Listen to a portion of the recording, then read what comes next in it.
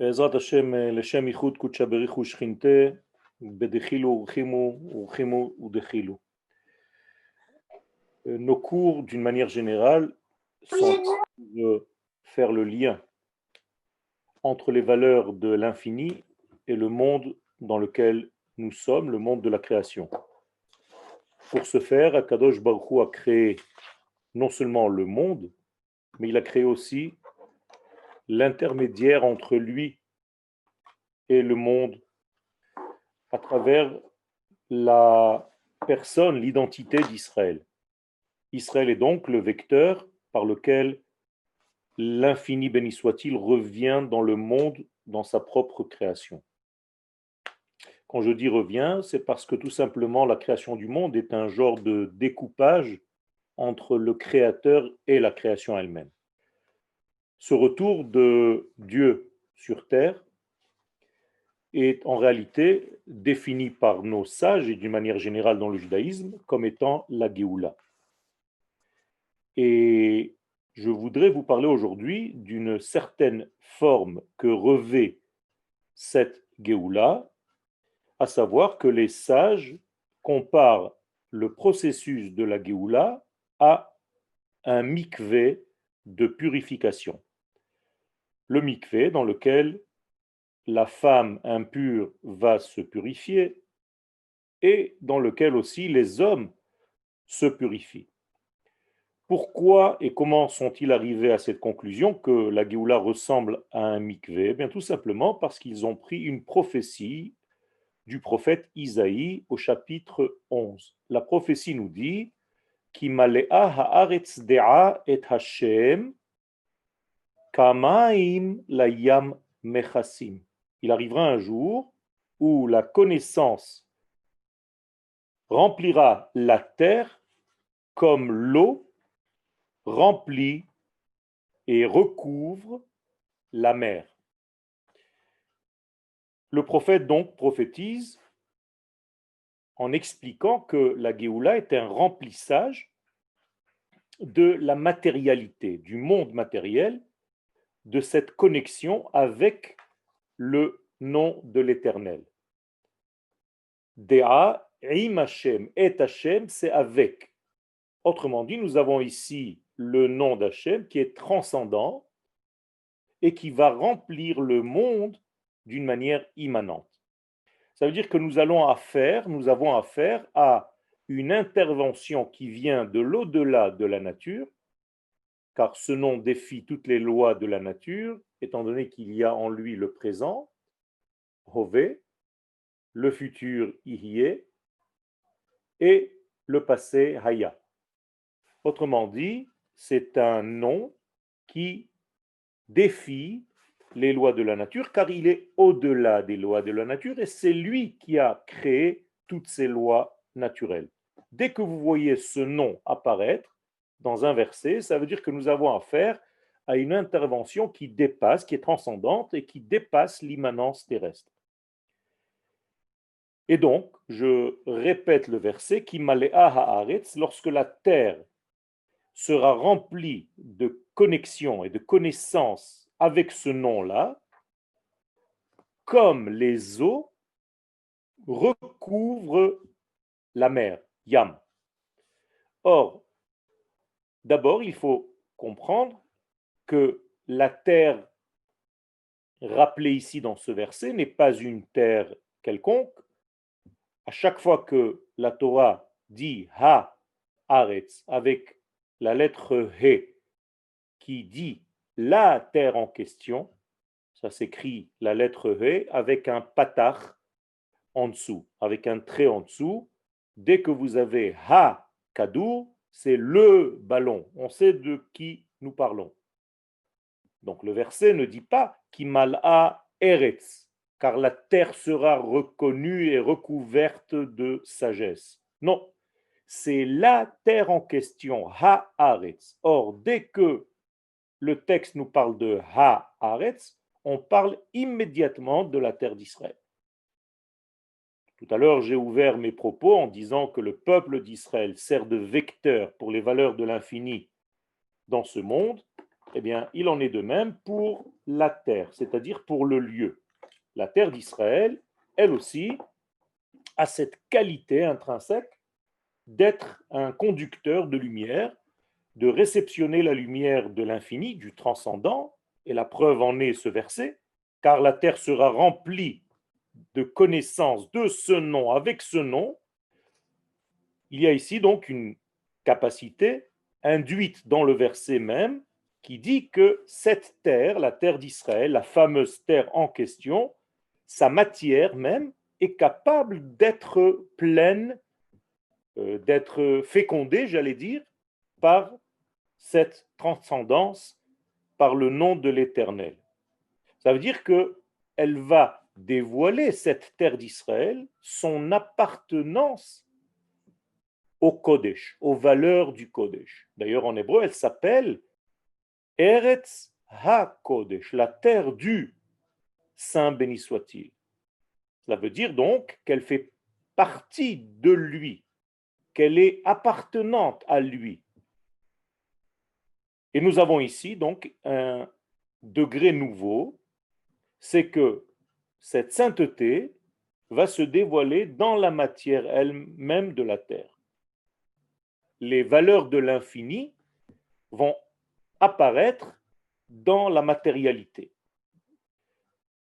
On voit ici que la terre d'Israël a une dimension qui nous dépasse. Car si la chose arrivera, c'est qu'elle l'est déjà, mais d'une manière cachée.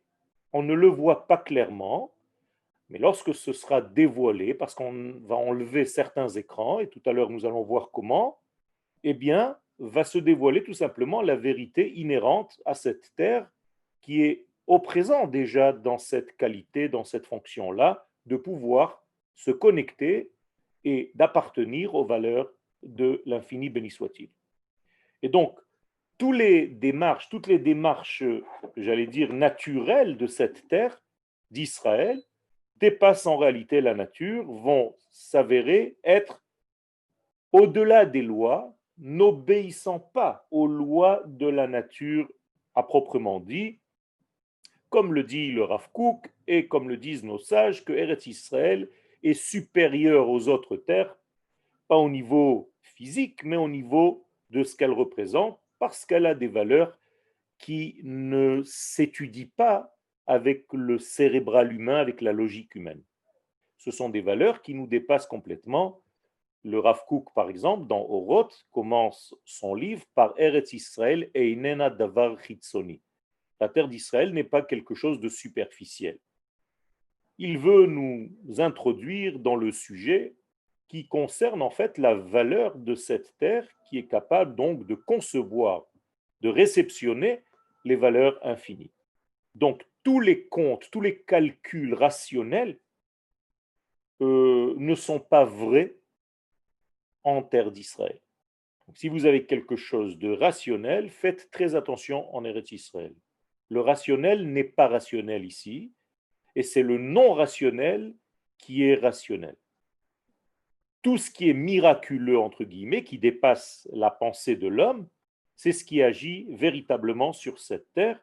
Donc les contes, d'une manière générale, qui sont liés à la nature, sont erronés lorsqu'on arrive en terre d'Israël. Je voudrais aussi m'attarder sur ce verset, je le répète, qui malea haaretz, c'est Isaïe 11, qui malea haaretz, dea et Hashem, kamaim layam mechassim. Alors je vais m'arrêter une seconde sur cette notion, kamaim layam mechassim. Je vous ai traduit d'une manière simple, comme les eaux recouvrent la mer. Mais lorsqu'on fait attention à cette façon de traduire que je viens de vous donner, en réalité, on s'aperçoit que le terme yam en hébreu ne représente pas ce que vous pensez. Quand vous pensez mer, vous pensez eau, liquide. Alors que dans la sémantique de la Torah, le mot yam, c'est quelque chose de vide. C'est la baignoire. C'est tout simplement le fond, c'est le contenant. Donc, dès que vous dites Yam, ça ne veut pas dire forcément avec de l'eau. Mais s'il y a de l'eau dans la mer, ça veut dire qu'il y a maintenant ce liquide dans le degré qui s'appelle mer, qui est le contenant, qui est en fait cette grande baignoire qui s'appelle Yam en hébreu. Donc ne confondez pas Maïm avec Yam. Dans le mot Yam, il manque 40 degrés qui se trouvent dans le mot Maïm. Car le mot Maïm, c'est deux fois même et une fois Yud. Alors que Yam, c'est une fois Yud et une seule fois même. Donc nous avons dans l'eau quelque chose qui est 40 fois plus que ce qu'il y a dans le fond même de la mer, qui est le contenant, qui est la grande baignoire. Ici, nous avons donc quelque chose de très très important. Je vais y revenir, Bezrat Hashem, tout à l'heure. Mais je reviens à ce que nous venons de dire, c'est que la terre d'Israël va se remplir de cette connaissance qui dépasse l'entendement, donc par ce nom-là, et bien entendu, les choses vont se répercuter et au niveau quantitatif et au niveau qualitatif. C'est-à-dire qu'au niveau quantité, nous allons voir que la terre d'Israël va produire beaucoup plus que ce qu'elle n'a été fécondée en réalité. Il y aura une production extraordinaire, dans le véritable sens du terme, qui sort de l'ordinaire. Ça, c'est au niveau quantitatif, mais la nouveauté, c'est qu'il y aura aussi une augmentation au niveau qualitatif, c'est-à-dire que la récolte va dépasser tout entendement et elle va rejoindre ce qu'elle était au départ. Le vin deviendra très rare et très cher. Et comme dit la Gemara de Sota à la page 48, depuis la destruction du temple, les fruits ont perdu leur véritable goût. Eh bien, dans le processus de Géoula, les fruits vont retrouver leur goût, comme dit Rabbi Eliezer dans Sanhedrin 98, qu'il y aura en réalité une abondance au niveau des fruits, car la terre donnera beaucoup, et en plus de cela, elle donnera beau, bien, rempli. En hébreu, Be'ain Yafa, avec un bon œil, avec une générosité.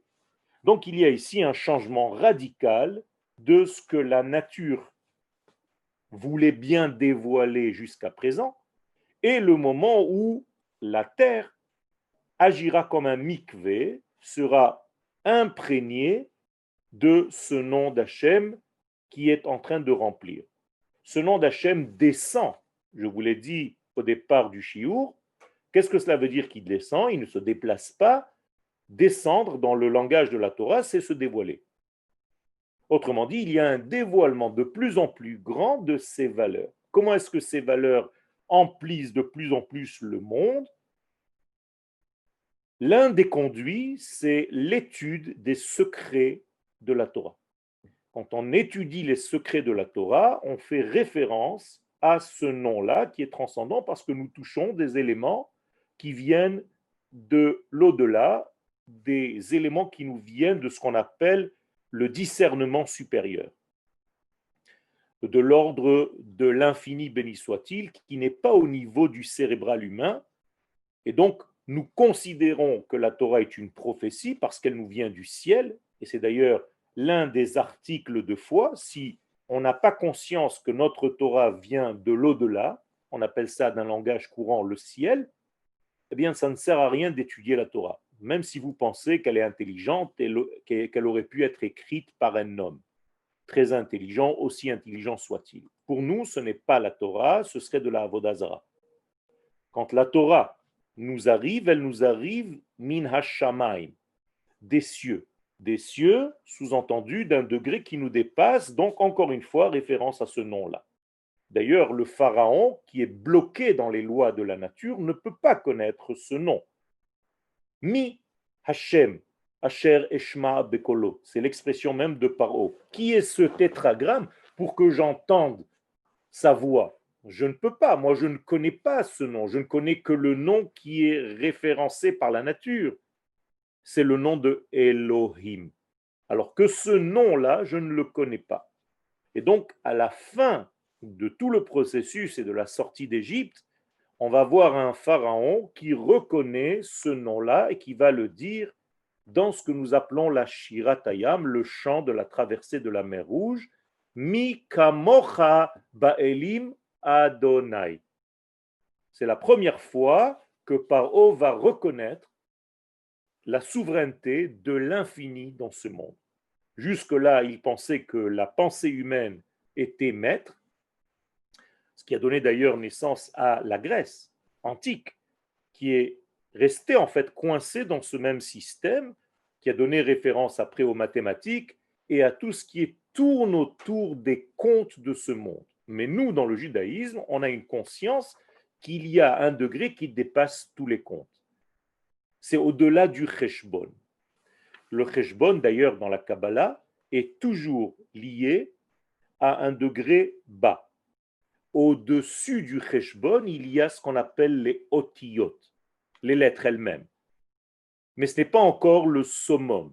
Au-dessus des lettres, il y a ce qu'on appelle des tagim, des espèces d'antennes qui relient en fait la lettre à un élément supérieur. Et on commence déjà à comprendre que les lettres elles-mêmes viennent d'un monde élevé.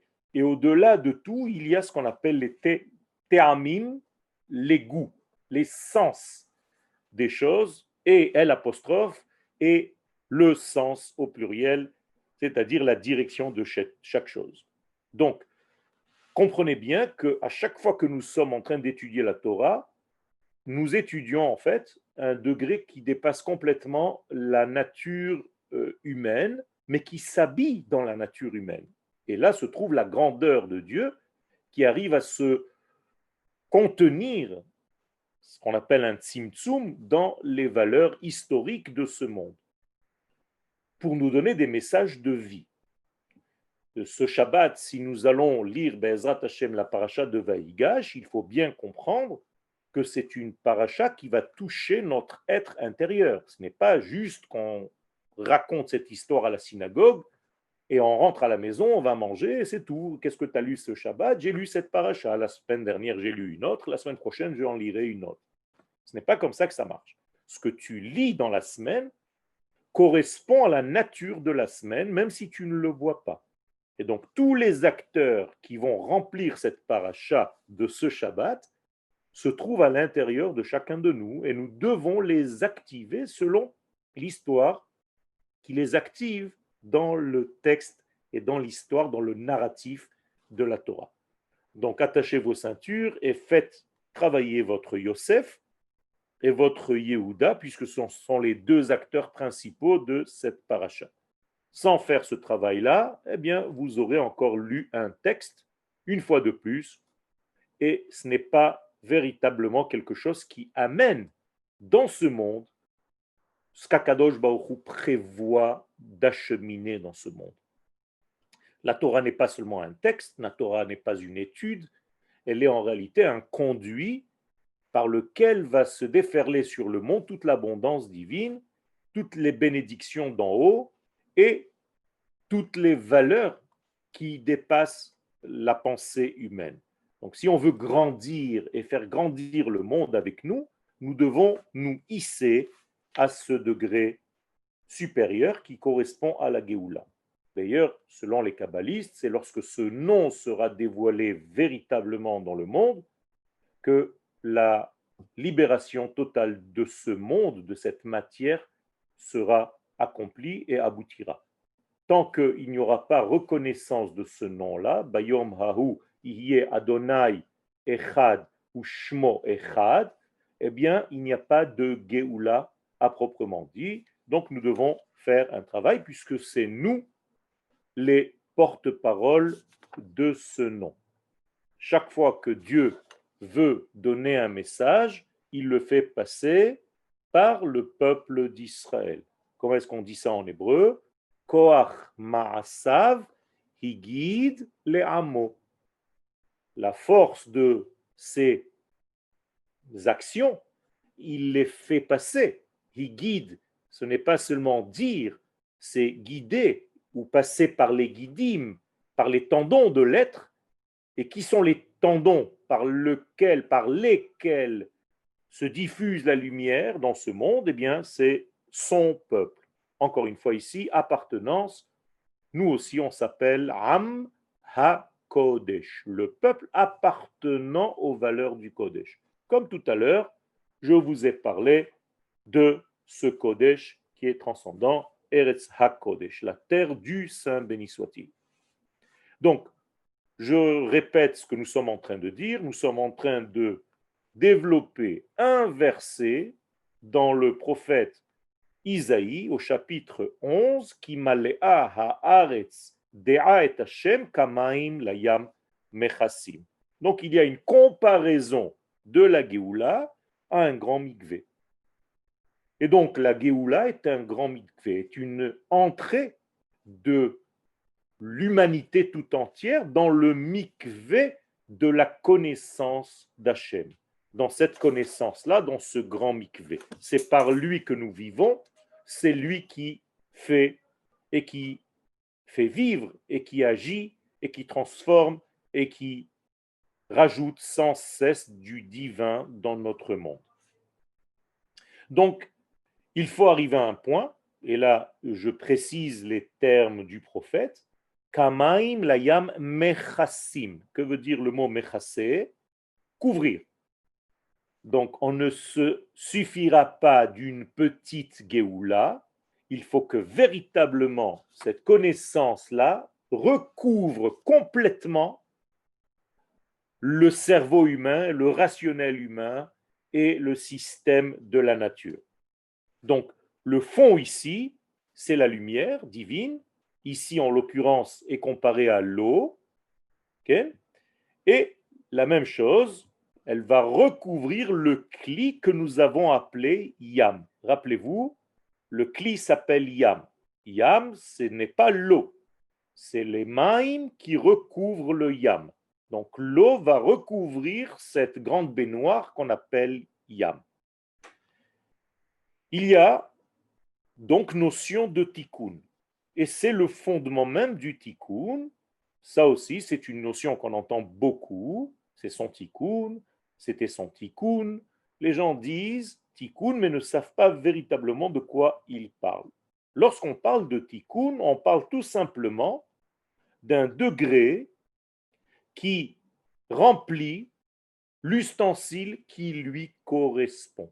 Par exemple, un homme et une femme qui se retrouvent, eh bien, l'un complète l'autre. L'autre complète l'un et c'est la notion de tikkun. D'ailleurs, ce qui va sortir de ces deux, c'est un tikkun qui s'appelle tinok. Tinok, ce sont les mêmes lettres que tikkun. Et donc, il y a ici une véritable notion qu'il faut introduire en soi, que tikkun, c'est à chaque fois faire une correspondance, chercher la correspondance exacte qui respecte la nature profonde de la chose et qui va trouver le lien entre la lumière en question et l'ustensile. Un petit exemple de la vie, si je remplis un verre en plastique de thé bouillant, eh bien, le verre ne correspond pas au liquide. Donc ici, le contenant et le contenu ne sont pas appropriés l'un à l'autre. Vous comprenez bien? Eh bien, le véritable tikkun, à chaque fois que vous allez employer cette notion de tikkun, ça voudra dire qu'il y a, oui, correspondance entre la lumière en question et le contenant qui va contenir cette lumière. Donc, le or remplit le cli avec appropriation des choses. Et je reviens maintenant au mikvé, puisque la référence du prophète, c'est en réalité une grande baignade. On va tous baigner dans ce grand liquide qui va déferler sur le monde et qui va remplir le monde par le nom d'Hachem. Eh bien, lorsqu'un homme, avec un grand H, homme ou femme, entre dans l'eau, dans les eaux du mikvé, eh bien, il va faire en sorte d'avoir Emaim, ça c'est l'élément liquide, et le fond du mikvé qui s'appelle Yam. Vous vous rappelez? Donc il y a en réalité Maïm plus Yam. Cette combinaison s'appelle Tikkun, puisque l'eau remplit le contenant qui lui correspond. C'est pas par hasard que l'homme va se purifier, c'est justement parce qu'il entre dans une combinaison d'une lumière et d'un ustensile correspondant. Et donc il est rentré dans un mariage entre l'eau et le fond de l'eau, et c'est pourquoi il arrive à se purifier. Et là aussi, se purifier, ce n'est pas comme vous l'entendez en français, mais se purifier, cela sous-entend qu'il enlève de lui tout ce qui représente un barrage, un écran total qui ne laisse pas passer en lui la lumière. C'est-à-dire que nous devenons, si nous ne faisons pas attention à nous-mêmes, nous devenons imperméables de plus en plus à la lumière d'Hachem. Et on nous demande de devenir perméable. Pour devenir perméable, il faut enlever ce qu'on appelle la toum'a, ce qui nous bouche, ce qui nous rend obstrué. On est complètement fermé, on est calfeutré, cheder atum, à cette lumière divine. Donc, pour enlever ces écorces qui nous étouffent dans notre vie, nous devons entrer dans ce mikvé. Vous comprenez bien maintenant que ce mikvé n'est pas seulement un mikvé physique lorsque vous rentrez dans l'eau, certes, c'est vrai, mais il y a ici une référence à la vie d'une manière générale, au grand mikvé de la fin des temps. Et donc, cet homme, cette femme entre dans un processus, dans une combinaison, dans une fabrication spéciale d'une entité, qu'on va appeler d'une manière générale le mikvé. Maïm plus yam.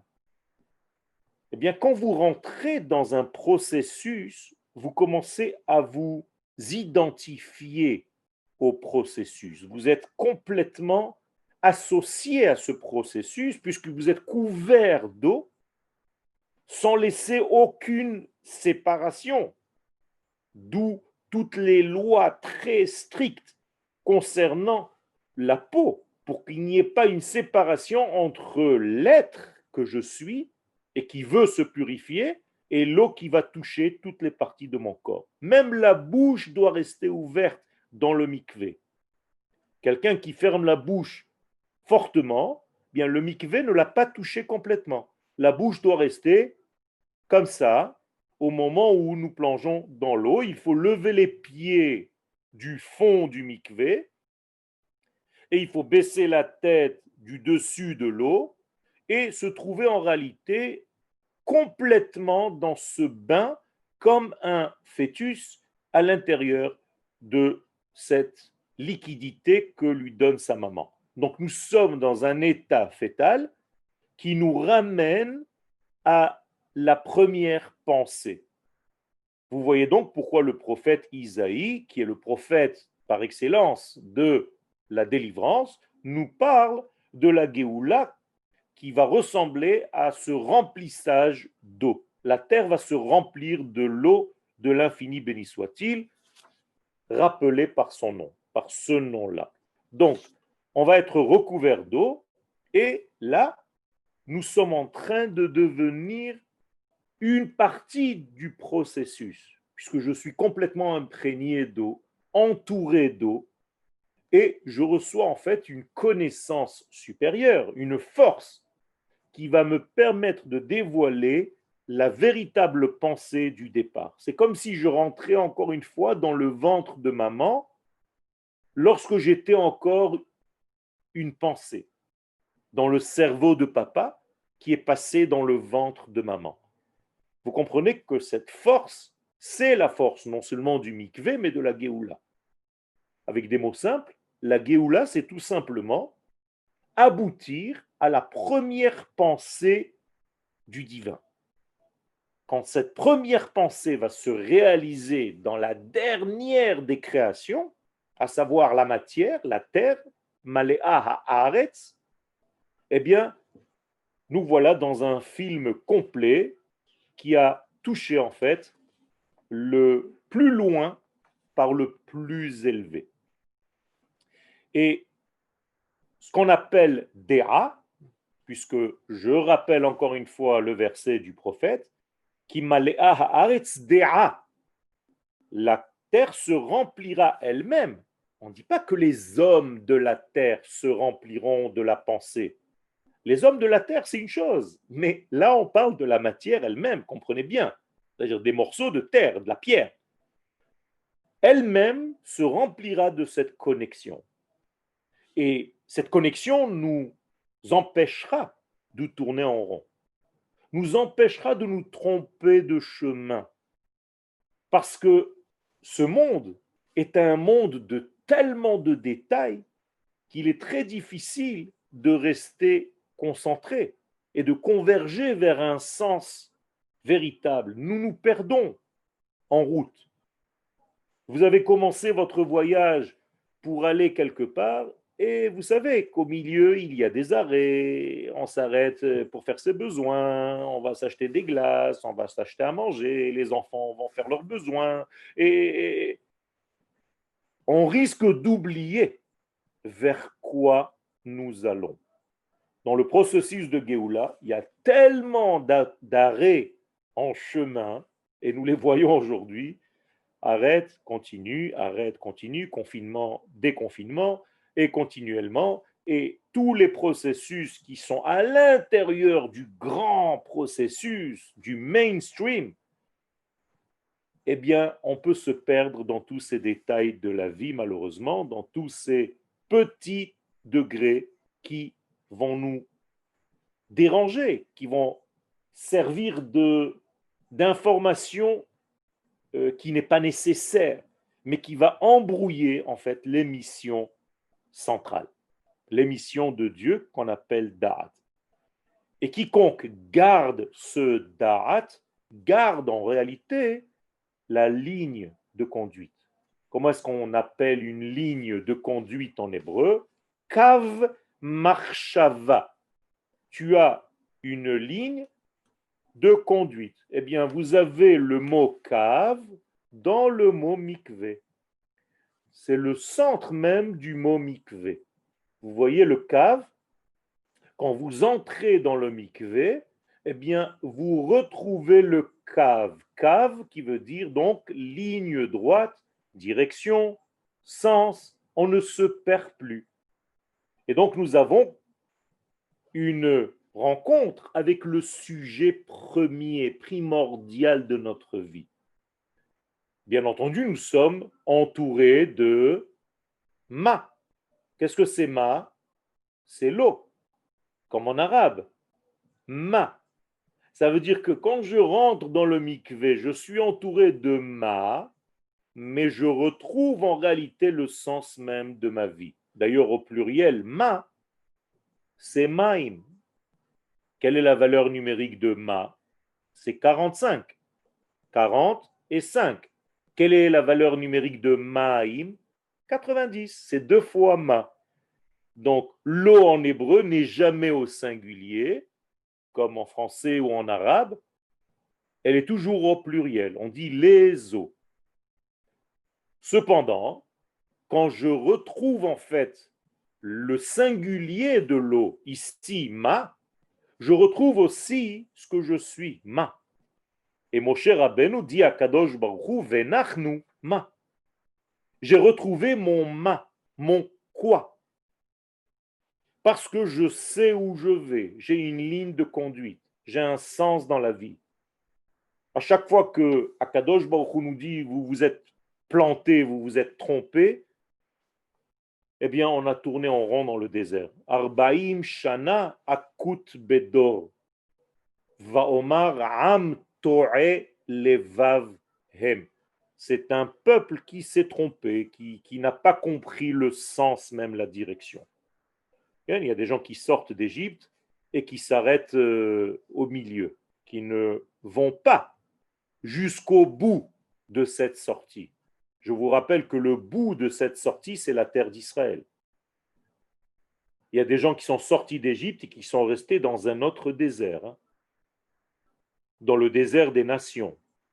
D'ailleurs, c'est l'histoire de Avraham Avinu. Vous vous rappelez, chez Avraham, il y avait trois frères.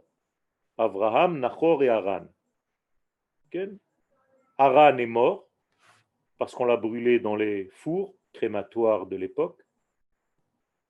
Donc un tiers du peuple d'Israël est déjà mort dans les fours crématoires de Kasdim. Haran est sorti de là-bas, mais il s'est arrêté à Haran. C'est Nachor. Il a construit une ville, New York, Paris, Amsterdam, ce que tu veux. Et il est resté là-bas. Et d'ailleurs, le père qui est allé le rejoindre avant de continuer son chemin sur la terre d'Israël s'est arrêté avec lui. Donc, ils ont fabriqué une grande communauté dans l'exil. Donc, encore un tiers du peuple d'Israël qui restait dehors. Seulement Abraham a continué, est arrivé en Israël. Un tiers du peuple d'Israël se trouve sur la terre. Voilà l'histoire du peuple d'Israël. Ce qui était dans le passé se répercute dans le futur. À vous de choisir de quel frère vous voulez prendre exemple. Il y a donc quelque chose de très sérieux dans ce mikvé, et la terre d'Israël ressemble à ce mikvé. D'ailleurs, elle est beaucoup plus forte que le mikvé, puisque le mikvé, je dois être nu pour y entrer. Alors que la terre d'Israël, je dois entrer avec mes vêtements, avec mes chaussures, avec tout ce que j'ai. C'est beaucoup plus fort. On te demande d'être ce que tu es. Tu n'as pas besoin de te dénuder. Ça ressemble d'ailleurs à la mitzvah de la Souka, qui elle aussi fait référence à la terre d'Israël. Donc, nous avons ici le mikvé, qui est l'engendrement de ce que vous allez connaître un tout petit peu plus tard, la tikva. La tikva, c'est la même racine, c'est mikvé. Mekavé, j'espère. Ani mekavé, ça s'écrit exactement comme vous le voyez. À l'infinitif, tikva. Donc la tikva, l'espérance, kolot balevav, mais c'est exactement ça. Pourquoi tu as une espérance? Parce que tu as trouvé ta ligne à l'intérieur des eaux de la vie. Et donc tu dois sortir de ces eaux.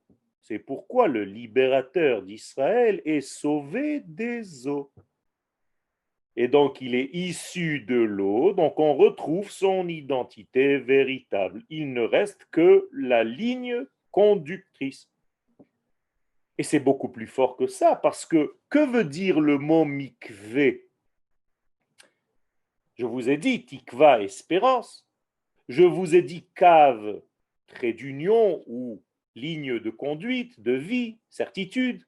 Mais c'est en même temps un texte qui nous apparaît dans la Torah au moment de la création du monde.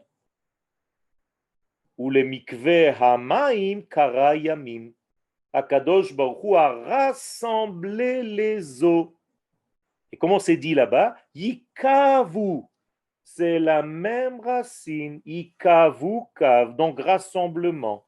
Moralité, quand vous rentrez dans le mikvé, vous redevenez vous-même parce que vous vous rassemblez, alors que vous étiez éparpillés dans les détails de ce monde. Vous retrouvez une direction de vie parce qu'il y a le cave à l'intérieur de ces eaux. Et en plus de cela, vous vous remplissez d'espérance et d'espoir, la tikva. Donc vous avez la totale. C'est en réalité le véritable degré de la Géoula. Je reviens au verset de notre prophète Isaïe. Ki malea haaretz dea et Hashem kamaim la yam mechassim. Lorsque toute la terre vivra l'expérience que je viens de vous faire passer, eh bien, on sera dans la Géoula complète. Donc, nous allons être rassemblés. Mikvé, c'est donc la troisième traduction, rassemblement. Quand tu vas au mikvé, tu sors de ton éparpillement de l'être et tu reviens vers la concentration de l'être que tu es. Tu retrouves ce que tu es, tu te retrouves. Donc c'est exactement l'antithèse de l'exil qui est par définition le pisour, l'éparpillement en détail, la mise en détail de la nation d'Israël qui doit être une sur sa terre. Umi ke'amcha Israël goy echad ba'aretz. La nation d'Israël ne fait qu'une seulement avec ce lieu qui est le mikvé en réalité de tout ce qu'on vient de dire. Ce rassemblement, qu'on appelle mikvé, a le nom de l'un des acteurs qui va jouer ce Shabbat dans la paracha. On l'appelle le rassembleur, puisque quand je me rassemble, que je me concentre, je suis Yosef, donc Osef. Osef en hébreu, c'est se rassembler. Et donc, ramener les choses, les Esof en hébreu. Donc, Yosef est effectivement le fils rassembleur. C'est le soudeur d'entre tous les frères. Sans Yosef, il n'y a pas de lien avec ce degré. Et d'ailleurs, on lui a rajouté une lettre à Yosef. On l'appelle Yeho. Vous voyez déjà les trois lettres. Et la dernière lettre, c'est le Sof. Yehosef. Sof, c'est la fin. Donc Yosef est en réalité la manifestation de ce nom, mais d'une manière cachée. Car Yosef est déguisé en un homme normal, d'ailleurs très bel homme.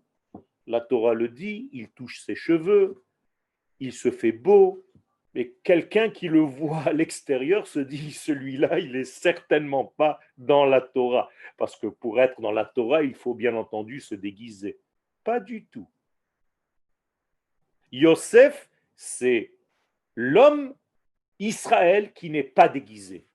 Au contraire, il ressemble aux nations du monde. D'ailleurs, il va servir de pont entre Israël et les nations, en l'occurrence l'Égypte à l'époque où il était là-bas. Donc nous devons avoir et Yehuda qui lui, alors carrément, Yudke Vavke, c'est Yehuda, le nom est complètement là-dedans.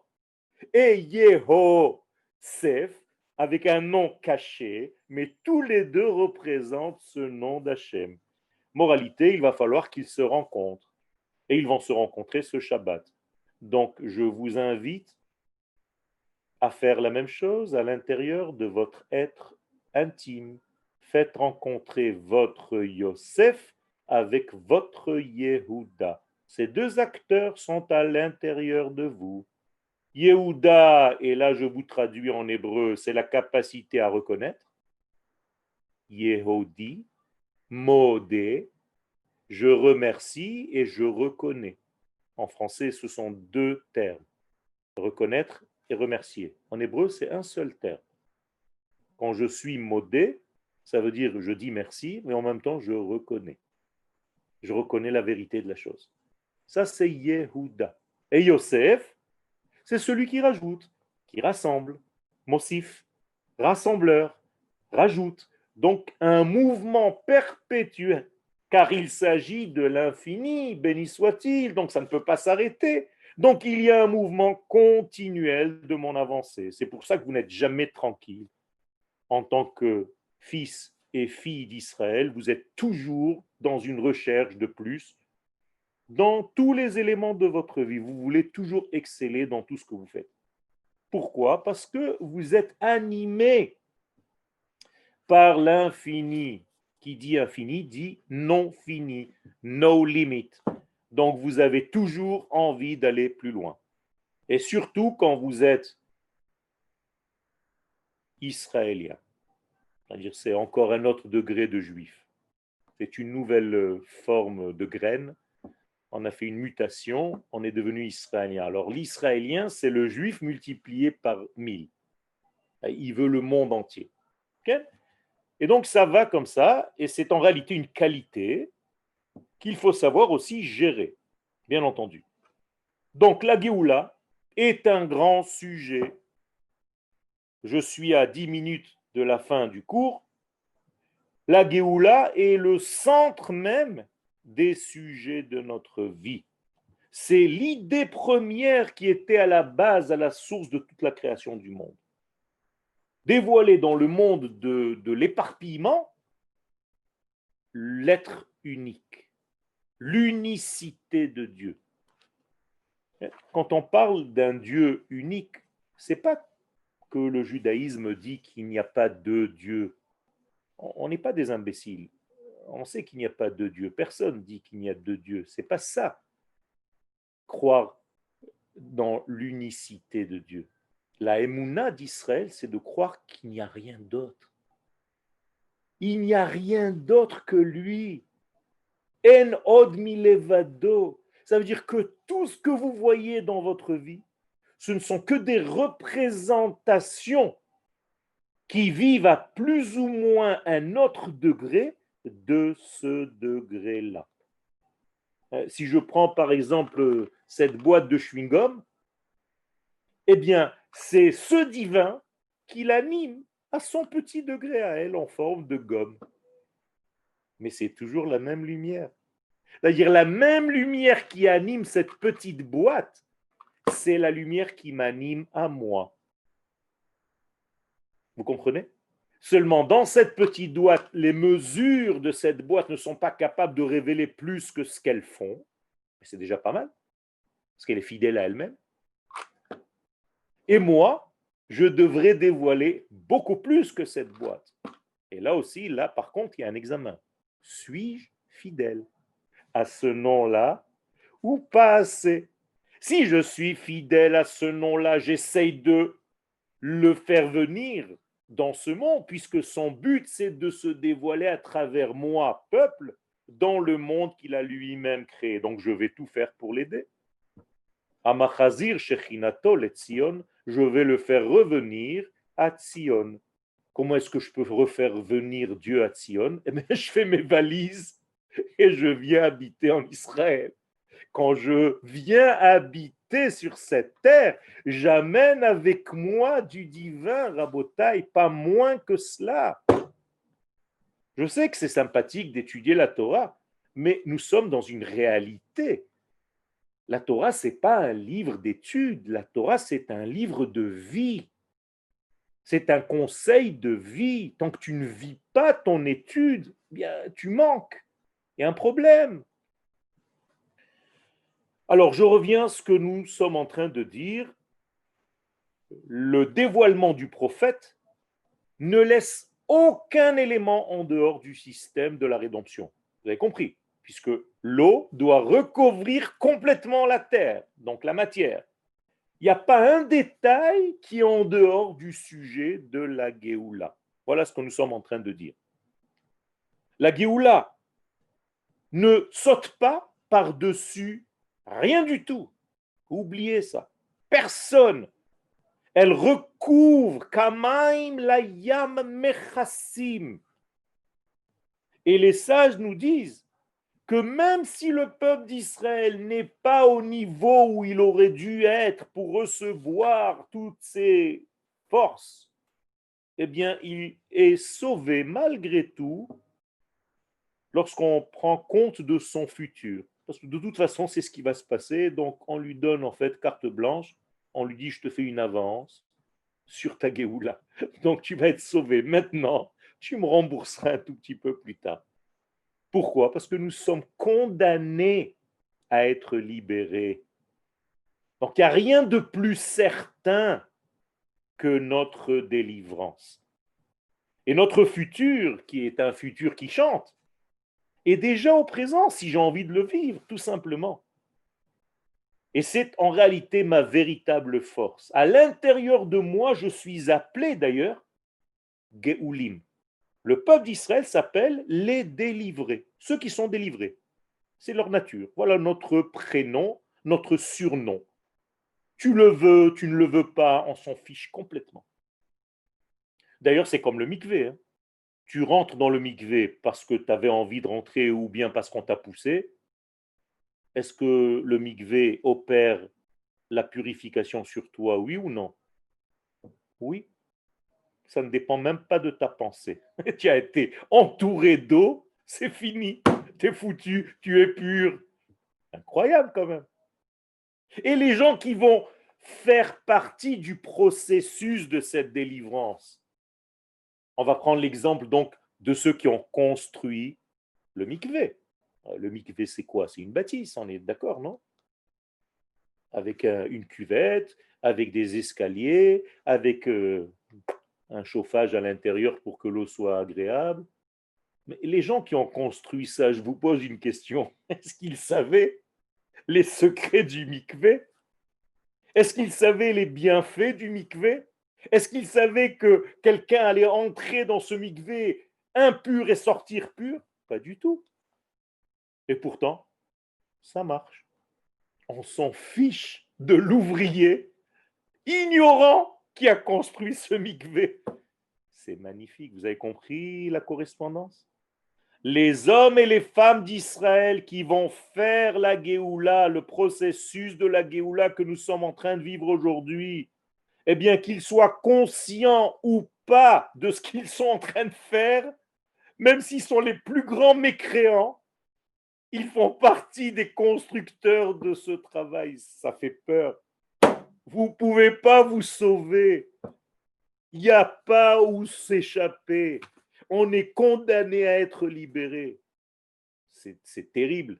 Si ce n'était pas bon, ça aurait été terrible. Baruch Hashem, Akadosh Baruch Hu nous force quelque part. Il nous dit, mais vous êtes libérés, vous ne pouvez pas faire autrement, vous faites partie de moi. Je ne peux pas vous laisser ad vitam aeternam dans votre exil, ni de la pensée, ni des pays dans lesquels vous êtes en train d'habiter. Et tout doucement, vous allez vous réveiller. Et plus le temps approchera, plus le réveil sera beaucoup plus vite.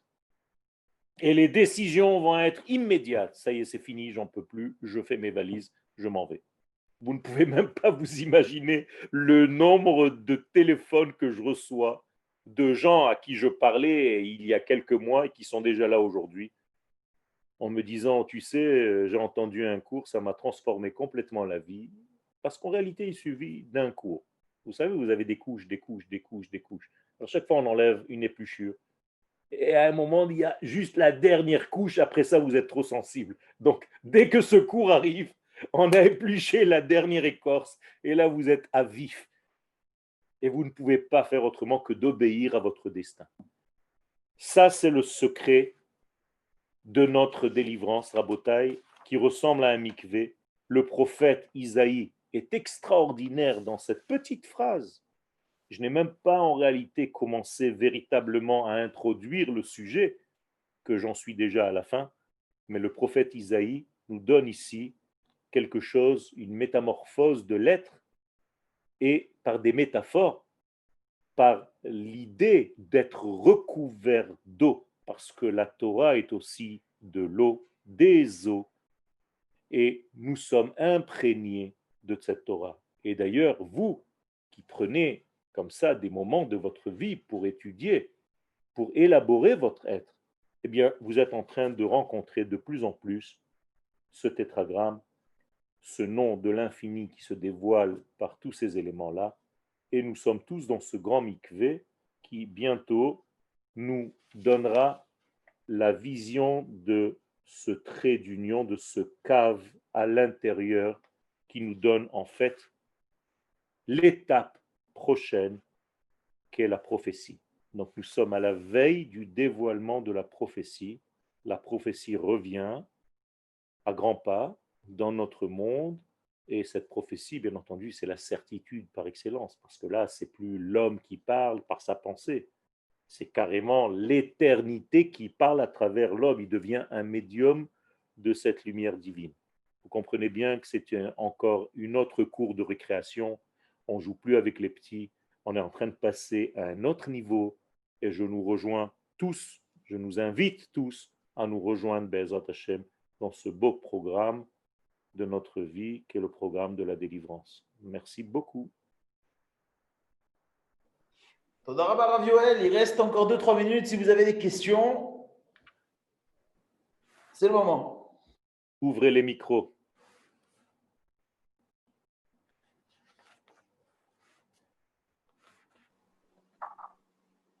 Bon, ça devait être très clair, il n'y a pas de questions. Donc, Ou très clair ou pas du tout. Sans voix. ou alors c'est une hypnose, encore une hypnose. Il faut qu'on Je suis digère pas d'accord, pas du tout, mais il faut encourager les gens. toutes ces informations. Vous comptez jusqu'à 10 et vous allez ouvrir les yeux tout doucement. Il ne faut pas dire pas du tout, il faut encourager les gens. Ken. Les questions sont internes, je comprends, à ce stade. Elles vont sortir au fur et à mesure, Bezrat Hashem, et vous êtes toujours invités à les poser, même sur notre WhatsApp, sur nos sites internet et chez David. Exactement. Le cours est enregistré. Il sera dès ce soir Bezrat Hashem Blider sur le YouTube du Rav Yoel. Quelle technologie! Gam Zoom Letova. Alors, je passe maintenant à notre cours en hébreu, qui, bien entendu, traitera d'un autre sujet, mais c'est toujours de la Torah, donc toujours des eaux bénéfiques.